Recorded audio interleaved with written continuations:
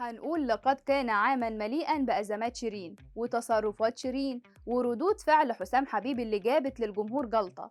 بكلمكم بجد، دي مش ردود أفعال طبيعية. هتقولولي يعني كل حاجة طبيعية في حياتهم وجت على ردود الأفعال؟ عندك حق في دي. شيرين خدت فترة استراحة محارب وراجعة تاني ونفشة ريشها على الترند، ولا دارت بقى على حياتها الشخصية ولا منعت نفسها من الظهور عمال على بطال. وكله كوم، وظهورها الأخير ده كوم تاني لوحده. شيرين ظهرت بترقص أحلى من صفيناز. انت متخيل الكلام ده؟ يا ترى فين وليه عملت كده؟ هل رجعت للممنوعات تاني ومش في وعيها؟ تفاصيل كتيرة جدا هنوضحها لكم في الفيديو ده، فخليكم معانا. ايه اللي شيرين بتعمله ده؟ هي اتجننت؟ ده شكلها سكرانة؟ لا، دي رجعت للممنوعات تاني. هي مش هتبطل بقى تصرفات غريبة بتوقعها في أزمات هي في غنى عنها؟ ده كان أغلب ردود الأفعال على الفيديو اللي انتشر لشيرين في الساعات اللي فاتت، والصدى اللي عمله بين الجماهير ما يقلش على أي فيديو شيرين كانت بطلته الفترة اللي فاتت. بالعكس، يمكن أثار غضب الجماهير واستغرابهم أكتر من أي أزمة مرت بيها. عارفين ليه؟ أنا هقول لكم الحكاية.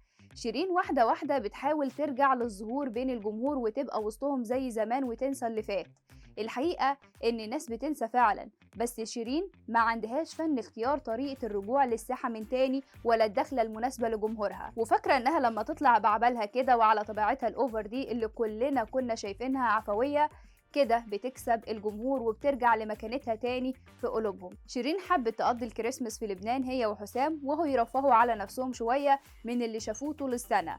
حقهم وماله، بس الظهور الأخير ليهم ما كانش في صالحهم خالص، خاصة بعد انتشار الفيديو الأخير وهي بترقص ولا أجدعها رقاصة محترفة، لا صافيناز ولا لورديانا يجوا جنبها حاجة. شيرين كانت موجودة في لبنان ومعاها بناتها وحسام وقاعدين في مالها ليلي مع مجموعة من الأصدقاء. في الأول كانت بتدلع في حسام وقامت حضنته على أغنيتها صبري قليل، لكن المفاجأة بعد شوية اشتغلت أغنيتها برضو يا ليل، ومن هنا بدأت وصلة الرأس لشيرين وطلعت على الكرسي والترابيزة ونسيت هي فين ومين حواليها وعاشت اللحظة وبس، وبقت تتمايل يمين وشمال، تنزل وتطلع بحركات غريبة كده تخليك تقول إنها مش في وعيها خالص. عفوية شيرين مقوية قلبها شوية، بس مش كل مرة عفويتها هتكون في صفها، بالعكس اللي بيزيد عن حده بيتقلب ضده، ومش طول الوقت هنعلق أي تصرف لشيرين على شماعة العفوية. ولا انتم شايفين ايه؟ الفيديو ده طبعا اثار غضب واستفزاز الجمهور، لكن اللي اثار الغضب اكتر رد فعل حسام، كان مبسوط بيها وبيشجعها وبيسقف لها كمان.